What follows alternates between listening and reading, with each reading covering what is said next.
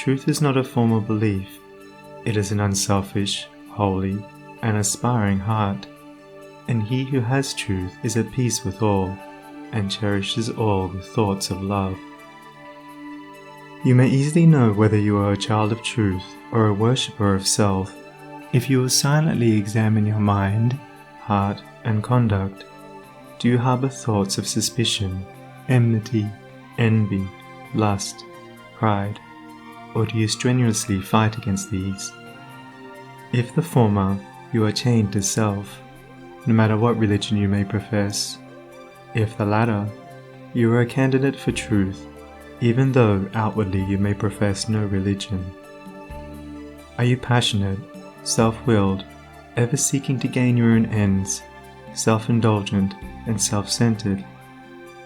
Or are you gentle, mild, unselfish, quit of every form of self-indulgence, and are ever ready to give up your own? If the former, self is your master. If the latter, truth is the object of your affection.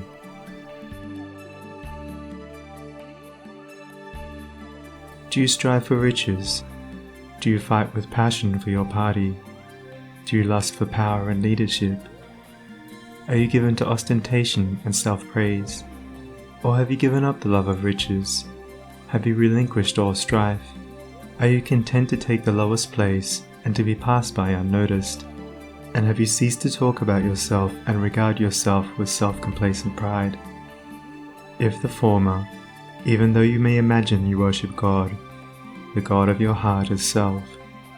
If the latter, even though you may withhold your lips from worship, you are dwelling with the Most High. The signs by which the truth lover is known are unmistakable. Here the Holy Krishna declared them in Sir Edward Arnold's beautiful rendering of the Bhagavad Gita. Fearlessness, singleness of soul, the will always to strive for wisdom, open hand and governed appetites, and piety, and love of lonely study, humbleness, uprightness, heed to injure naught which lives, truthfulness, slowness unto wrath, a mind that lightly letteth go what others prize, and equanimity, and charity which spieth no man's faults, and tenderness towards all that suffer, a contented heart, flooded by no desires, a bearing mild, modest and grave, with manhood nobly mixed, with patience, fortitude, and purity, an unrevengeful spirit, never given to rate itself too high. Such be the signs, O Indian Prince, of him whose feet are set on that fair path which leads to heavenly birth. When men, lost in the devious ways of error and self, have forgotten the heavenly birth, the state of holiness and truth, they set up artificial standards by which to judge one another, and make acceptance of and adherence to their own particular theology, the test of truth. And so men are divided one against another, and there is ceaseless enmity and strife, and unending sorrow and suffering. Reader, do you seek to realize the birth into truth? There is only one way. Let self die. All those lusts, appetites, desires, opinions, limited conceptions and prejudices to which you have hitherto so tenaciously clung, let them fall from you. Let them no longer hold you in bondage, and truth will be yours. Cease to look upon your own religion as superior to all others, and strive humbly to learn the supreme lesson of charity. No longer cling to the idea, so productive of strife and sorrow, that the Saviour whom you worship is the only Saviour, and that the Saviour whom your brother worships with equal sincerity and ardour is an impostor. But seek diligently the path of holiness, and then you will realize that every holy man is a Saviour of mankind. The giving up of self is not merely the renunciation of outward things. It consists of the renunciation of the inward sin, the inward error.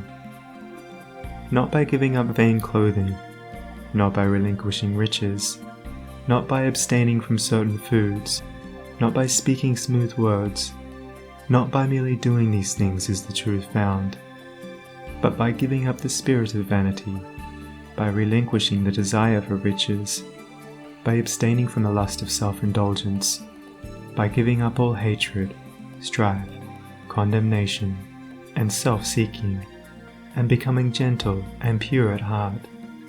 By doing these things is the truth found. To do the former and not to do the latter is Pharisaism and hypocrisy, whereas the latter includes the former.